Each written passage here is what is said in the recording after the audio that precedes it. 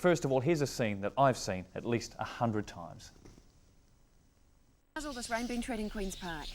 Well, we could do with the rain. We need the rain to keep things growing. It came too soon. It came too soon and came all in one day, but we'll cope with it. It's not too bad. It sure did. Now, by the sounds coming out behind us, there's some little guys in there that don't mind the rain too much. No, the rain don't affect the birds. They love the rain as long as it's cold. Okay, well perhaps can we go have a look at them and see what they're all up to? Yeah, sure. Anyone come back to see me? Okay, so he doesn't like me too much, but anyway, what is happening to this old aviary? Well, this aviary's got to the stage now where it has to be replaced. It was a good construction when it was first built. It was built out of the right materials at the time, but unfortunately it's the end of its life, and the health and welfare of the birds is starting to suffer now because of that. It's a basic construction. It was constructed out of untreated timber so that it wouldn't tantalising and so it wouldn't affect the birds. But now this timber is full of boar, full of rot. We have problems, health problems, trying to keep like some mice and vermin out of the place. I believe you have a bit of funding for another aviary, perhaps. Yes, well, we have applied to the community's grants, and at this stage the council has approved it, and it's gone to the trustees to okay whether it can be approved or not, and that will give us somewhere in the region of $750,000 to start our new aviary.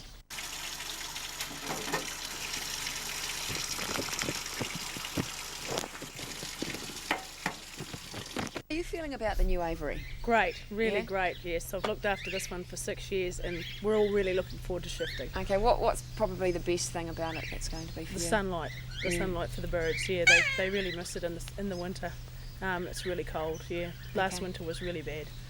What sort of storage are you going to have for the food in the new aviary? Oh, it'd have to be all airtight to keep vermin out and lice. It has to be regularly rotated so that it doesn't get stale.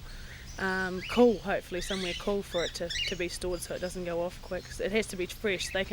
They'll only eat what's fresh. They're just like us. The more you can give them to eat and variety, the better for them. Now, what other sort of problems do you face? Something about sparrows. Sparrows, they get in through the wire, through the holes in the aviary, and they spread vermin in here. That they have worms when they whoopsie on the ground, and they have lice. My cockatoo's got lice once, and that was from starlings get in. So you've got to keep them out all the time. It's an ongoing job all the time. How's the new aviary going to help with that? Well, it'll be new netting, new wire, and it'll be sealed. It's got to be sealed. It's very difficult to find the holes in here now.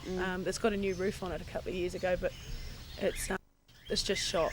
It really is just shot, yeah. Okay, we're standing on site here, Robin. Where is everything going to be? Where's this pond? The pond's going to be out in front of us here, which will also help give a reflection onto the aviary and increase the light as well. Yeah. The main flight, or the open flight, will be at this end. The individual cages through the middle, and our native birds around this area here. Okay, what about the parking around here? Well, yes, we anticipate that it's going to attract quite a lot of attention, this new aviary. We're going to redevelop the car park, which is just over there, so it'll be easy access to the public. And our indications at this stage show that our old aviary is attracting somewhere about 41,000 people a year, 41,000 visits a year to the aviary. Okay, that's all right for Southland, isn't it? It is, What's yes. that, nearly 3/4? Yes, but it is also showing that likes of the birds and aviaries is a very popular thing with most people. Do you think it'll be more popular once this new aviary is built? Oh, definitely. What we're going to try and incorporate is covered ways. Occasionally we have wet days like this, not very often, and we're trying to incorporate some covered ways around the aviary so people can still come and view the aviary when it's the weather's not great. Yeah, lovely. Exciting new development. I've seen those sparrows getting into the cages down there at Queen's Park and the aviary, going to a whole new venue too. Big boost for Queen's Park.